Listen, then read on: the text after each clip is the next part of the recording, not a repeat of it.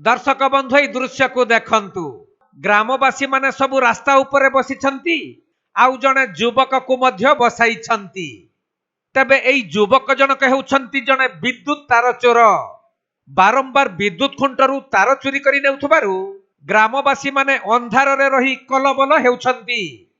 किंतु जेपरी सबुदिन चोर घर अंधार न थाए सेहीपरि एही युवक अन्य जने साथींक सहित तार चोरी करुथबा समय रे ग्रामवासी माने तांको काबू करि नैछंती। किंतु एही युवक सहित चोरी करिबा पई आसीथिबा अन्य जने युवक फेरार होई जाइथिले भी सेमाने आसीथिबा कारटी को लोक माने जब्त करि नैछंती। पर एही घटना संपर्क रे लोक माने पुलिस को जणाइबा सह एही चोर उपरे दृढ़ कार्यानुष्ठान पई रास्ता रोको करिसंती। लाइन तार 11:30 तार कटि जाउतले बर्तन कौन सी तक बस रखी थाना हमें जीव कौन जेई डाकती तार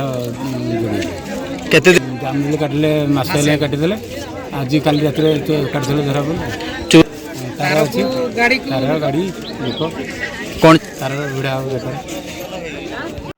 तबे ढेंकानाल जिला पर्जंग थाना कमर पंगातीरा पूर्त विभाग रास्तार आंबपलास गाँ जामुनाली छक निकटरे चोर को धरी दुईटी ग्रामर बासिंदा माने रास्ता रोक करिथिले। एपरिकी विद्युत तार चोरी करिथिबा चोर को काबू करी सही रास्ता उपरे बसाई रखिथिले। सेपटे विद्युत तार चोरी जगु जामुनाली एवं बरकटा गाँ को विद्युत संयोग विच्छिन्न होई जाइछि।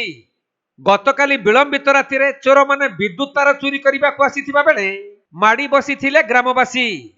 हेले मौका देखि जने चोर ग्रामवासी कबळरू खसी जाइथिले भी अन्य जनकु काबू करी कार को मध्य जबत करी रखिथिले। एपरिकी एही चोर जनक ग्रामवासी हाथ में धरा पड़िबा परे से बहे उत्तम मध्यम खाइथिबा जଣା पड़िछि। परे घटनास्थल रे पर्जंग पुलिस पहुंची अटक थिबा चोर को उद्धार करिबा सहित उत्त्यक्त लोक माननकु बुझा सुझा करिसंती।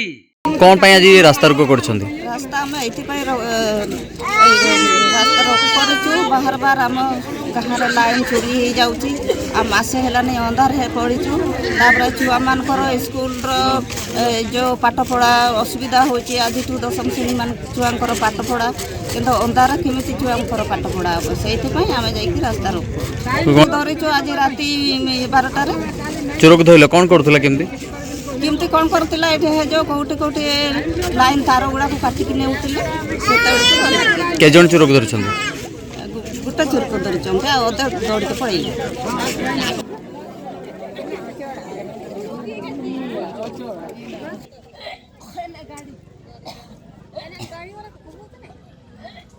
रेटा तो कलर टाके आरु किने दु कोते